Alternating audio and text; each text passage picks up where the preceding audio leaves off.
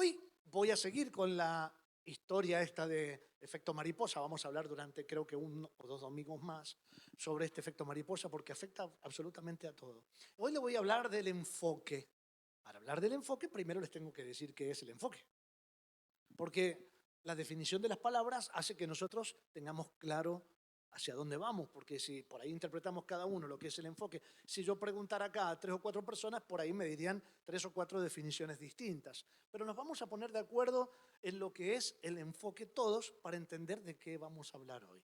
El enfoque es la capacidad de concentrar la atención, la mente, o sea, los pensamientos y los recursos, todos los recursos, en un objetivo central, en una meta, dejando cualquier otro estímulo, lo que sea, en segundo plano.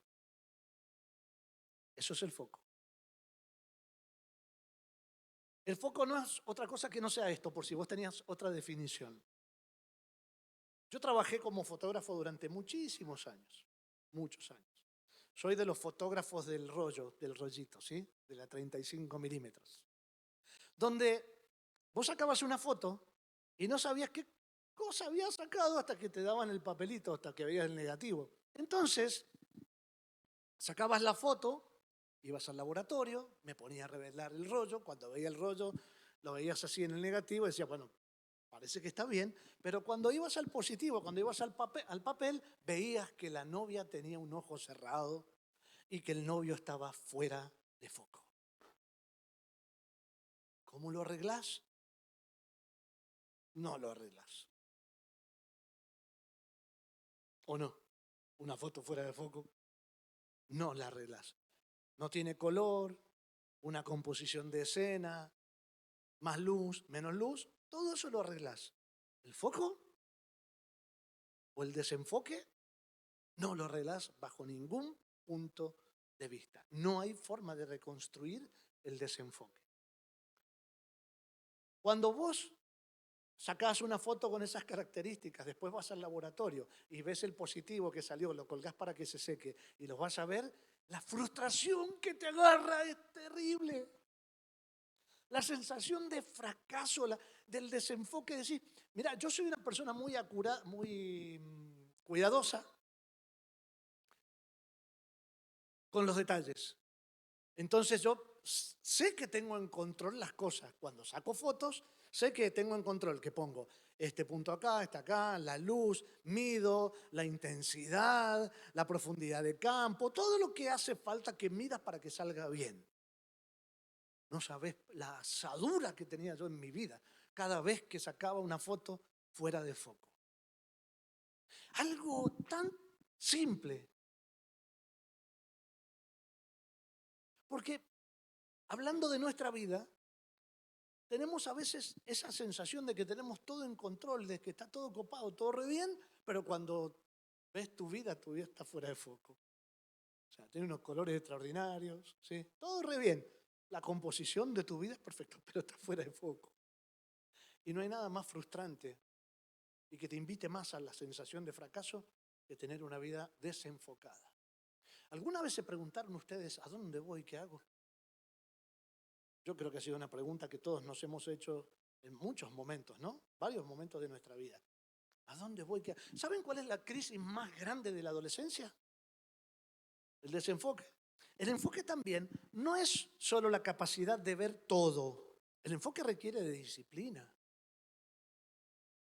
requiere de trabajo.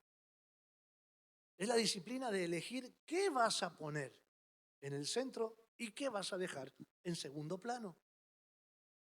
¿O no? Ese momento de la elección en la fotografía hace que una fotografía sea campeona y genial o que sea una fotografía. Que sea una vida espectacular o que sea una vida. El artista, el artista en su familia, el que es artista para cuidar su casa, el que es creativo, el que juega con las herramientas del Señor, busca un enfoque. Quiere mostrarle a su esposa, siendo hombre, a sus hijos, hacia dónde vamos. Una casa que no sabe hacia dónde va, que no tiene foco, termina en un pozo. Ya van a entender por qué se los dije. ¿Alguna vez te sentaste en tu casa? A los más grandes les pregunto. ¿Alguna vez ustedes se sentaron con sus padres en su casa y sus padres le dijeron, bueno, hijos, vamos a ir para este lado? Por eso tuviste que inventarte vos cómo vivir la vida, porque no sabías para dónde carancho iba la vida. ¿Alguna vez lo hiciste vos con tus hijos? Por eso tus hijos andan perdidos y andan buscando por ahí en qué enfocarse. ¿Qué cosa es su foco? El enfoque no es cosa de la nada, no es, ay, vamos a hablar del enfoque, vamos a hablar del enfoque. El enfoque debe ser esencial para tu vida. El enfoque va junto con la visión. Vos podés tener un cambio de actitud increíble, como hablamos el domingo pasado, ¿sí? Fabuloso. Pero una persona que cambia las actitudes y no tiene foco, termina perdida. Porque ¿dónde va a aplicar las actitudes? ¿Para qué te sirve tener una buena actitud si no sabes dónde vas a aplicar esa actitud? Lo que recibe tu atención constante determina la dirección de tus pensamientos. ¿Estás? ¿Me seguís? Creo que está en la pantalla. ¿Está? Tus pensamientos dirigen tus decisiones cotidianas, porque en definitiva activamos sobre lo que pensamos. Y esas decisiones terminan construyendo tu historia, tu destino y tu legado. ¿Dónde empieza todo? Donde pones el foco. ¿Qué es lo más importante? En un dicho bíblico sería, allí donde está tu corazón, está tu tesoro. Lo que mirás, crece. ¿Sos una quejona insoportable? Tu vida va a ser queja insoportable, no vas a poder ver bendición en tu casa. Efecto mariposa. Y tu primer aleteo de la queja va a terminar en una herencia quejona, destruida y lejos de Dios. Si tengo que hablar de enfoque, tengo que poner un ejemplo. Y no hay mejor ejemplo que Jesucristo, ¿verdad? Yo solo voy a leer algunos pasajes para explicarles por qué Jesucristo es perfecto. Jesucristo vivía enfocado. Todo el tiempo desde que nació, vivió enfocado. Jesucristo nunca, jamás, cuando lean la Biblia, esa que les van a regalar sus esposas ahora, muchachos, y lean la historia de Jesús, van a ver que Jesús jamás se desenfocó. Nunca, jamás nos van a encontrar margen milimétrico de error en el enfoque de Jesús. Por eso su propósito se cumplió con excelencia y vos y yo estamos acá, porque Cristo vivió enfocado. ¿Querés tener frutos en tu vida? Viví enfocado. Jesús vivió enfocado entonces. A los 12 años, en el templo, andaba caminando con los papás y se perdió. Andaba por ahí. Los padres creían que lo habían perdido, pero él contestó en Lucas 2:49, dice, pero ¿por qué tuvieron que buscarme? A ver, ¿no entienden nada, chicos? Me imagino la manito de Jesús a los 12. No entienden nada, María, me extraña. María, vos, justo vos. ¿Mm? A las demás mujeres, a los demás padres, pero vos, justo, que viste un ángel y sabés cómo fue la cosa, me tenés que preguntar a mí dónde estabas. ¿No sabían que tengo que estar en la casa de mi padre? Esto si no te da imagen de enfoque. Jesús a los 12 años dijo, este es mi foco. Tengo que estar en la casa de mi padre. Otra versión dice, en los negocios de mi padre. ¿Alguno entiende que Dios tenía un almacén? No, no es así. Tenía que estar en los negocios espirituales del Padre. Él sabía para qué había venido, 12 años. En el bautismo va a entrar en el río y Juan el Bautista le dice, no, pero yo cómo te voy a bautizar yo a vos si vos sos Jesús, sos el Hijo de Dios, yo no soy digno ni siquiera de atarte las sandalias. Y Jesús lo mira, hey, es necesario que sea así. Dice, Jesús dijo en Mateo 3:15, dice, así debe hacerse. A ver, Juan, ¿vos tampoco entendiste nada? Nos hablábamos de panza a panza y nos decíamos cómo iba a ser la cosa y vos tampoco entendiste nada, Juan. No me desenfoques, por favor. No me invites a que me desenfoque. Yo tengo que estar enfocado. Es necesario que me bautices. Así debe hacerse porque tenemos que cumplir con todo lo que Dios exige. Entonces, Juan aceptó bautizarlo. En el desierto, ¿Sabes cuál era la intención de Satanás con Jesucristo cuando estaba en el desierto? Desviarlo de su enfoque. Solo quería desenfocarlo. Ustedes busquen la explicación que quieran, no porque teológicamente, todo te va a conducir a una cosa y lo dice él mismo en el último versículo antes de salir del desierto. El objetivo de Satanás era desenfocar a Jesús y Jesús contesta, vete de aquí, Satanás, le dijo Jesús. Porque las escrituras dicen, o sea, la palabra de mi Padre, la palabra dice, adora al Señor tu Dios y sírvele solo a Él. ¿Saben para qué vino el Señor Jesucristo a esta tierra? Para dirigir nuestra adoración a Dios y llamarnos a servir a Dios. ¿Con qué contestó Jesús? Como yo vengo como hombre y vos me querés desviar, les voy a dar el ejemplo a la iglesia. Andate, Satanás, porque yo he venido para adorar a Dios y para servir a Dios. Ese es mi foco.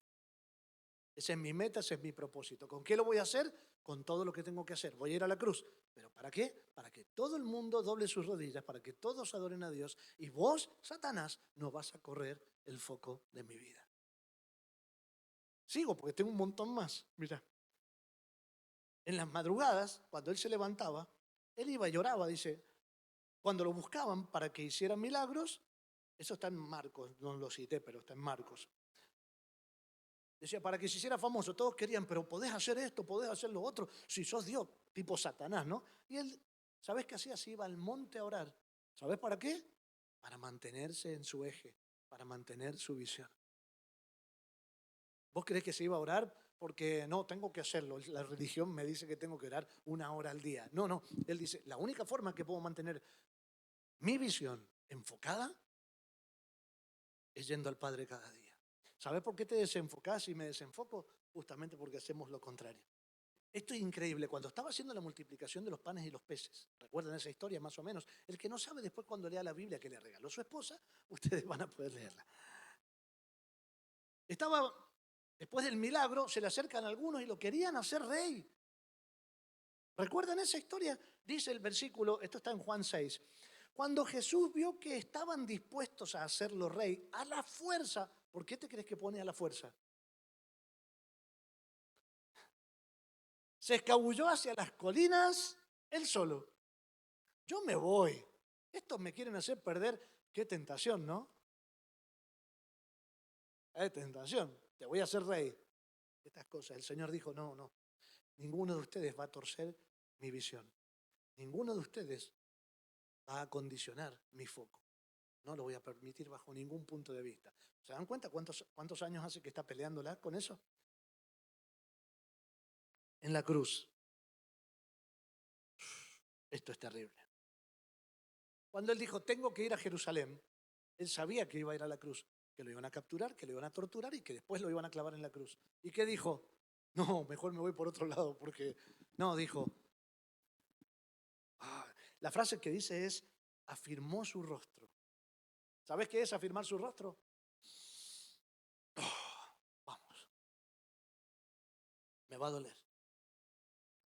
¿Es duro? No, es sencillo. Pero voy a afirmar mi rostro, Señor, porque nadie va a torcer el propósito de Dios en mi vida. Porque tengo un foco, tengo un enfoque, que es la visión que me diste, la misión que me diste, y nada va a impedir que se cumpla, ni siquiera mis temores y mis dolores internos. Y cuando estaba en el monte, Señor, ¿podrás pasar de mí esta copa amarga de ir a la cruz? O sea, eso te da el hecho, te afirma el hecho que él sabía lo que iba a sufrir. No es que él decía, soy Dios, no me va a pasar nada. Él sabía lo que iba a sufrir y le pregunta a Dios en el monte cuando está solito, dice, ¿será que puedes pasar de mí esta copa, este trago amargo, diríamos nosotros? ¿Será que podés evitar que yo vaya a la cruz? ¿Saben lo que le contestó Dios? Nada, porque Dios respeta la libertad de elección. Y Jesús dijo, bueno, que se haga como vos querés, que se haga tu voluntad. Ni siquiera yo me voy a permitir cambiar mi foco y mi enfoque. Voy a seguir hacia donde voy. ¿Vieron? De afuera, de arriba, de abajo, del medio, desde adentro, de todos lados, todo quería conducir a Cristo a perder el enfoque. Todo quiere conducirte a ese lugar, a que pierdas el enfoque. Si Satanás logra que pierdas el enfoque, perdés propósito y lo pierde tu familia. Y tu aleteo va a provocar un terremoto en Texas. Pero, ¿qué terremoto? ¿Saben lo que dijo al final? En la cruz. Algunos dicen, suspiró y murió ya porque no daba más y que estaba podrido y se quería ir a sentar a la derecha del Padre. Es que he leído cosas así. Estaba cansado de la humanidad. No estaba cansado, vino a entregarse por amor. De hecho, resucitó y volvió a estar con la humanidad. Caminó entre nosotros, resucitado. Así que él no estaba cansado, te ama, le fascina. Sos su creación, sos su hermano, sos su hermana, sos su iglesia, sos amoroso para él. Así que no interpretes nada de eso, él no se cansa de vos. En la cruz dijo, consumado es. ¿Sabés qué significa consumado? Ha sido hecho, se cumplió, ya está. He perseverado hasta el fin. Nadie me desvió del propósito, se cumplió con mi vida. ¿Sabes por qué? Porque nunca me desenfoqué. ¿No te gustaría decirle eso al Señor o decirle eso a tu familia? No digo que tomes el lugar de Jesucristo, pero una frase como esa que diga, hey, chicos, consumado es. Fui un buen padre, fui una buena madre, he sido un buen hijo. Este debería ser tu trabajo siempre. ¿Será que estoy haciendo bien, que estoy enfocado en lo que Dios quiere? Claro, y ahora me pregunta, ¿y qué es lo que Dios quiere? La pregunta, ¿no? Bueno, entonces, el foco de Jesús siempre estuvo puesto en dos cosas. Porque Él fue enviado a hacer solo dos cosas. Pero hizo muchas más, claro, hizo muchas más, pero que apuntaban a esas dos cosas. La primera es hacer la voluntad del Padre. Dice que somos cristianos la Biblia, ¿no? ¿Sabés lo que es cristianos? Pequeños cristos. Fuimos hechos para imitar a Jesús. Entonces, si Él tenía la misión ¿de qué? Es lo que está escrito ahí. Primero, hacer la voluntad del Padre, nosotros también. Dice en Juan 4:34, mi comida es hacer la voluntad del que me envió y terminar su obra. Consumado es. Y la segunda es la salvación. Y todo eso por medio de la cruz. Vos no estarías acá si no hubiera habido cruz. Él vino a cumplir entonces con dos propósitos. Su foco estaba puesto en honrar, hacer la voluntad del Padre y la salvación a través de la cruz. Lucas 19 dice, pues el Hijo del Hombre vino a buscar y a salvar a los que están perdidos. ¿A qué vino Jesús? ¿Algo lo desenfocó de eso? No, absolutamente nada. Entonces, en resumen, Dios, el Padre era su norte, era su objetivo, ¿sí? Y la cruz era su destino. Y nada lo iba a torcer de ese lugar. Ese es el valor del foco. Él es nuestro ejemplo. Él es nuestro ejemplo. Para el Señor, todo el resto de las cosas fue secundario. Todas las cosas, aún los milagros, sí. ¿Sí? El paralítico, sí, todo secundario. Y todo lo que usó, todo lo que hizo, era para conducir a la gente a estas dos cosas. Salvación y honrar a Dios, honrar al Padre, darle la gloria al Padre. Cada alma rescatada le da la gloria al Padre. ¿Los milagros para qué sirven? Dice la Biblia que sirven para que otros vean y crean.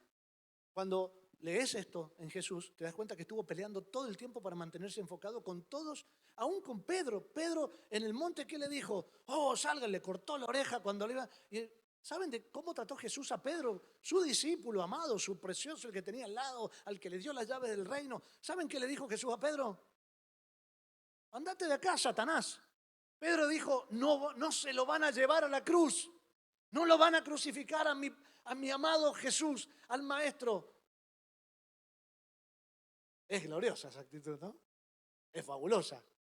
Más quisiera yo tener a un Pedro al lado que diga, no se lo van a llevar. Pero Jesús no dijo, ay Pedro, gracias, genial. Andate, Satanás, porque estás igual que Satanás en el desierto, estás impidiendo que me lleven a la cruz. Porque la cruz es mi destino.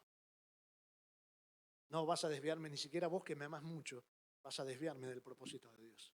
No me vas a desenfocar, porque yo sé que una vida desenfocada termina en fracaso. Entonces, hablamos del enfoque. ¿Me dejan que les hable del desenfoque un poquito? Capaz que algunos de ustedes se sienten identificados con esta definición. Yo he pasado muchas veces por acá, por eso les digo, no solo con la fotografía, también con la vida. El desenfoque es la dispersión. Es dispersión pura. El desenfoque es la dispersión de la atención hacia múltiples direcciones a la vez, lo que provoca la pérdida de claridad sobre la meta principal. El desenfoque funciona igual para espíritu, alma y cuerpo, para todo. El desenfoque funciona igual. Y el ejemplo que te voy a dar así muy rapidito es el de Sansón. Uno de los ejemplos. Al final voy a terminar con José.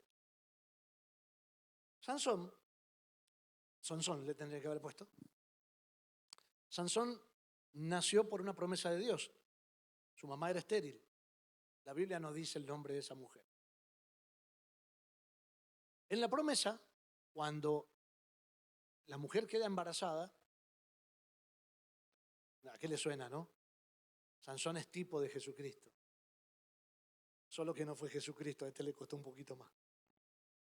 Cuando la mujer queda embarazada, la mujer hace un pacto nazareo o nazareno. ¿Jesús de dónde era?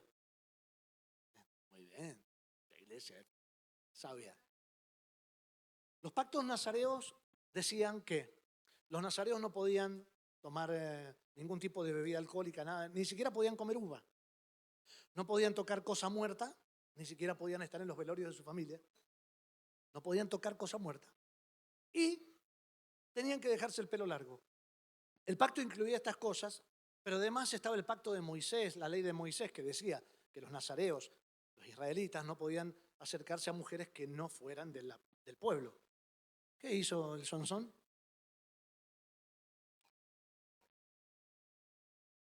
Dice, un día Sansón estaba en Timnat, una de las jóvenes filisteas le llamó la atención.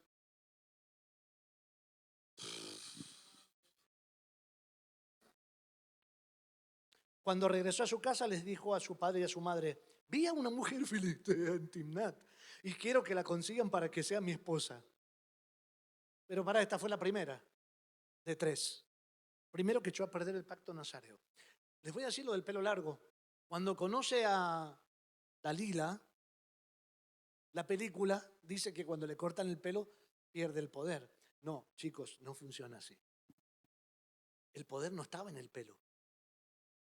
El poder estaba en el foco, en la fidelidad.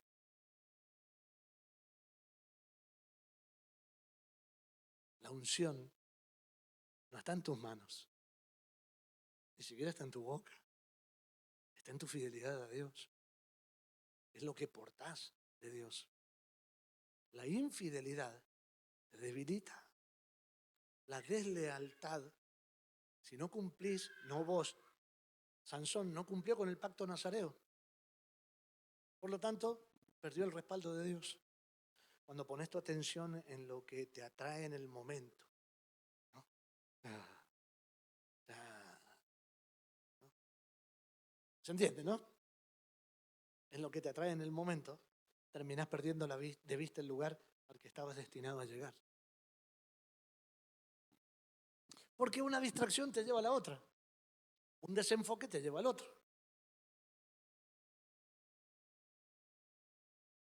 Otra cosa con la que peleó el Señor Jesús, que ya lo leímos, es la visión periférica. Entonces te hablé del desenfoque. Ojo con el desenfoque, Sansón.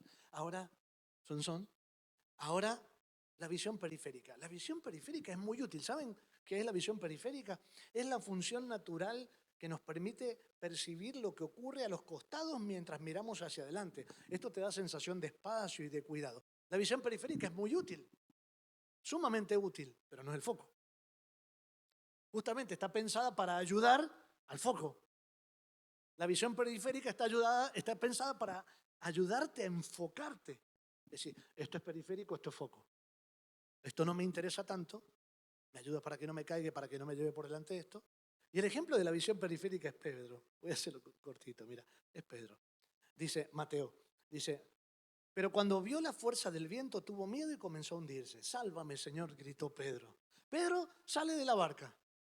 Dice la Biblia que ya había tormenta.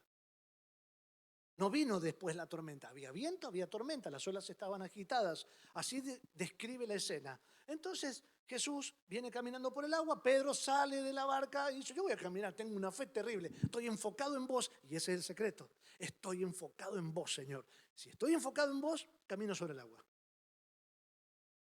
Los demás dijeron, sos sonso vos. No, miro a Cristo, para los que aman a Dios no hay nada que sea imposible. Entonces, miró a Jesús, salió de la barca, caminó sobre el agua y cuando la visión periférica dijo, hay una ola, hay un viento recio, algo me salpicó acá, ¿qué fue? La tormenta. Glu, glu, glu. Cuando sacás la visión de Cristo y te guías por la visión periférica, lo que te rodea, lo que te distrae, lo que no es tu foco, terminas hundiéndote.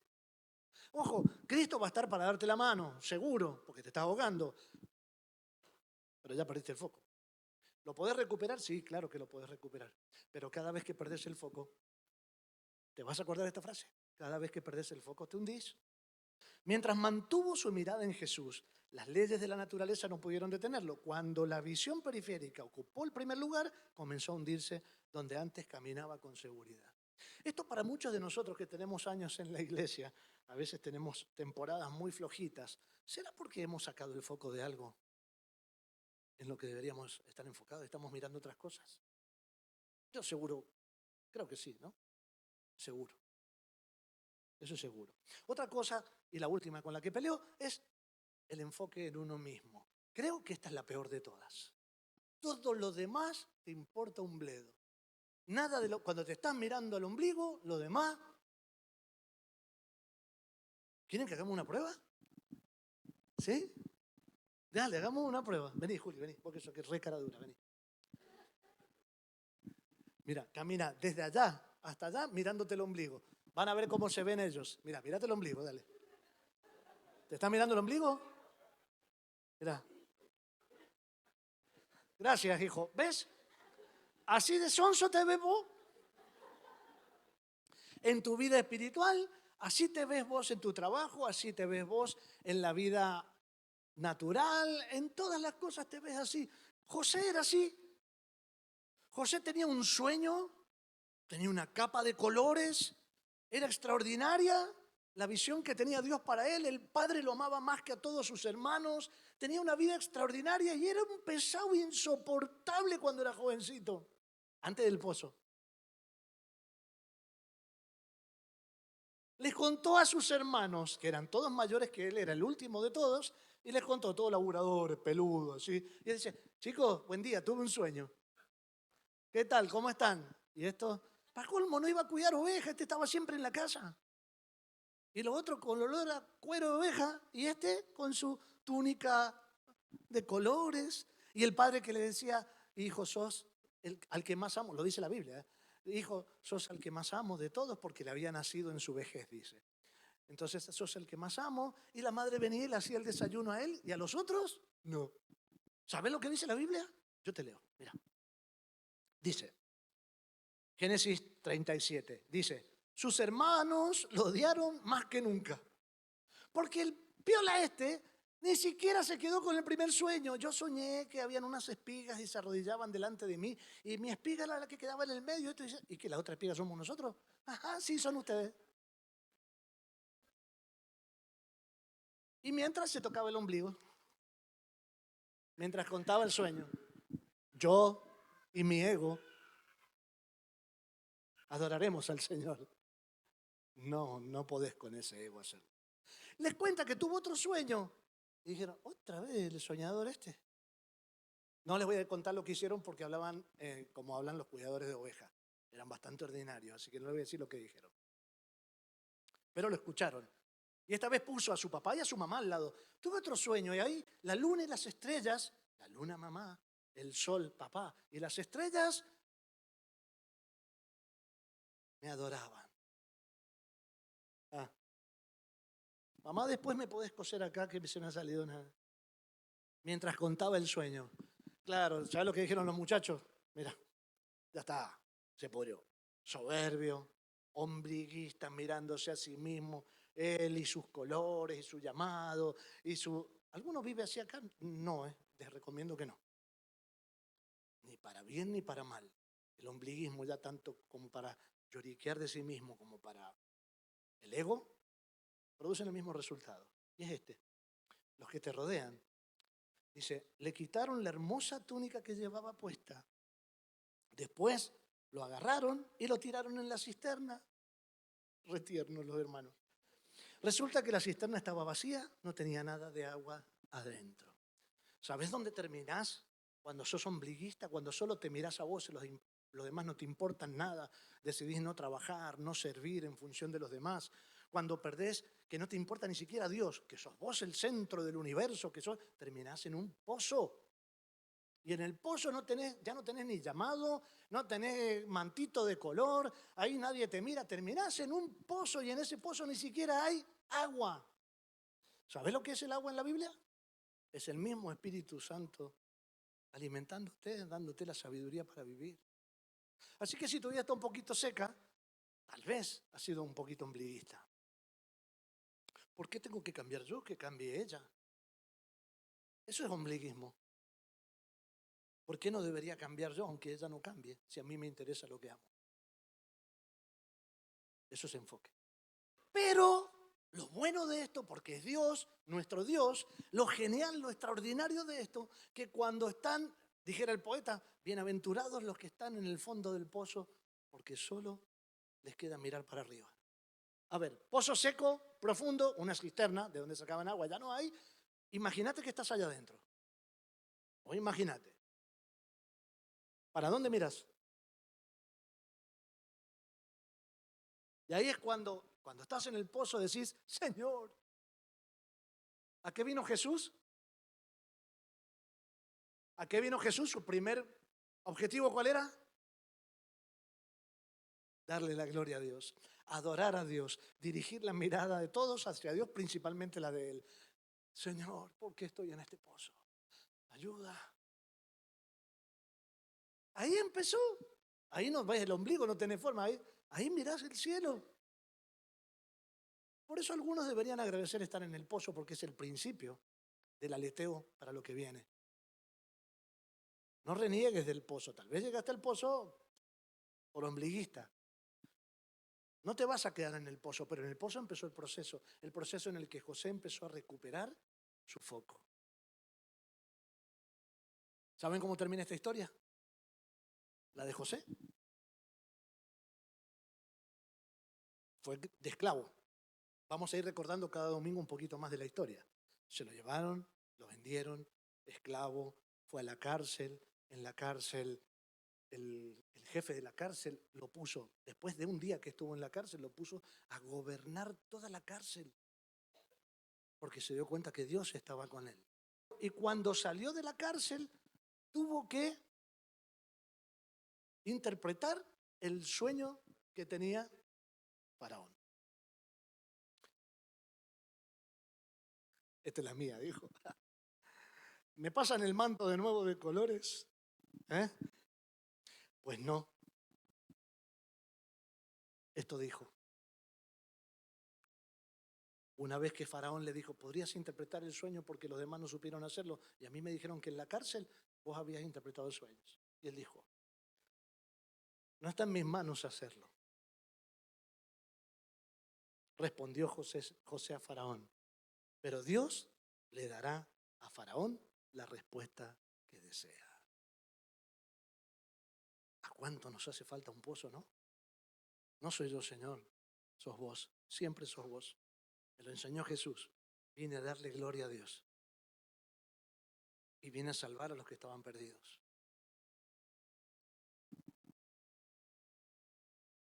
¿Saben lo que le pasó a José? Acá ven un cambio de actitud, como hablamos el domingo, ¿se acuerdan? Pero también hay un cambio de enfoque.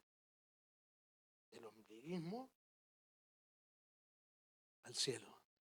Génesis 41 dice que gobernó la nación más poderosa del mundo. ¿Saben lo que pasó después que José tomó esa actitud y se enfocó en Dios? No en Faraón, no en la cárcel, no en lamentarse, no en su pasado, no en su ombligo. Cuando se enfocó en Dios, Faraón dijo, no he visto a nadie que pueda hacer las cosas que haces vos. Así que ahora yo voy a seguir siendo el faraón, el rey, pero vos vas a ser mi primer ministro. Dice la Biblia que fue el segundo al mando en Egipto. ¿Será que vos podés pasar de ser un esclavo a gobernar? ¿Te gustaría? Disfruta tu pozo. Administró toda la tierra, pero no solo la administró para él, sino para la simiente que habría de venir, para toda su familia y todos los que habrían de venir después. Él no lo sabía, solo que cuando le das la honra a Dios, sos excelente en todo lo que haces. Cuando mirás al cielo, sos excelente en todo lo que haces. Dice en Génesis 50, lo que les conté también con el cambio de actitud, porque José cambió su enfoque, pudo permitir que el pueblo de Israel se salvara y de ahí nació Jesús, el aleteo de la mariposa. Vos podés cambiar el destino de toda tu herencia y de tu presente, ¿no? José nos enseña que mientras tengas el foco en tu ombligo, terminarás en un pozo, pero cuando corregís el foco y mirás a Dios y el propósito que tiene Dios para vos, entonces el gobierno es tu destino. Estamos aquí para hacer lo mismo que hizo Jesús, para adorar a Dios y hacer que la gente conozca a Cristo. El resultado de eso es el gobierno. Estar enfocado no es ignorar que existen problemas o distracciones. Es la decisión consciente, es voluntaria, de no darle el centro de nuestra atención a los problemas. Si vos tu vida la pones en manos de Dios, estás cuidando tu vida. Si vos tu vida la pones en manos de los problemas, estás dándole de comer al problema.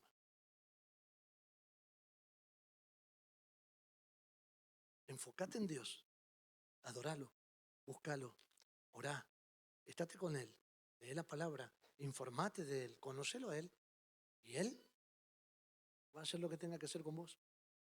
Me encantó cuando encontré, de verdad, lo he leído porque he leído toda la Biblia, pero ni me acordaba de este, lo encontré ahora. Mira hacia adelante y fija la mirada en lo que está hecho para ti.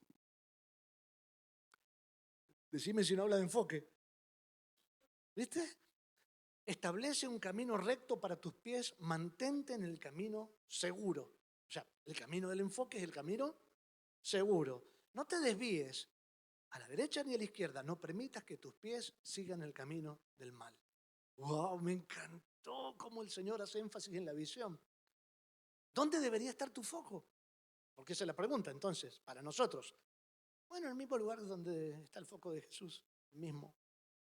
Hebreos 12 dice, y corramos con perseverancia la carrera que Dios nos ha puesto por delante. Esto lo hacemos al fijar la mirada en Jesús, el campeón que inicia y perfecciona nuestra fe. ¿Flaqueas en la fe? Mira a Jesús. ¿No sabes dónde ir? Mira a Jesús. Y en el propósito que nos dio. ¿Sabes cómo descubrís tu propósito? Porque todos dirán, y bueno, pero si no tengo un propósito, todos tenemos ese propósito. Adorar a Dios, honrarlo en el lugar donde estamos, hablar de Él donde nos toque hablar, vivir con Él, vivir para Él. Tu enfoque debe estar en vivir. Voy a leer textual porque está ahí para que me acompañes. De manera que complazcas y agrades a Dios en todo momento. ¿Sabes qué es eso? Adoración. ¿Dónde debe estar tu foco? En integrarte. Ahí puse activamente porque una cosa es integrarse y otra cosa es ser activo, ¿no? Y compartir tu vida con la familia de Dios. Se llama comunión. Tenés que enfocarte, en transformar tu carácter y madurar diariamente para ser idéntico a Cristo. ¿Sabes qué es eso? Proceso. Tenés que enfocarte en usar tus talentos y los dones, si los tenés o los has descubierto, que se te dieron para beneficiar a otros. Eso se llama servicio. Y por último, Jesucristo vino para hacer libres a las personas. Anunciar el Evangelio, predicar. ¿Sabes cuál fue el último acto de Jesús antes de morir? ¿A que no lo sabes? Aunque sí lo sabes. ¿Lo sabes o no lo sabes? Predicar el Evangelio. Cuando Jesús fue crucificado estaba en el medio entre dos cirujas. Y lo último que hizo Dice, si podés creer, vas a estar conmigo en el cielo hoy mismo. Y después dijo, consumado es. Si no te sirve ese ejemplo de estar enfocado, ¿qué tenés que hacer para vivir enfocado? Esas cosas. ¿Y a dónde te lleva el foco? Al gobierno. ¿Vamos a gobernar?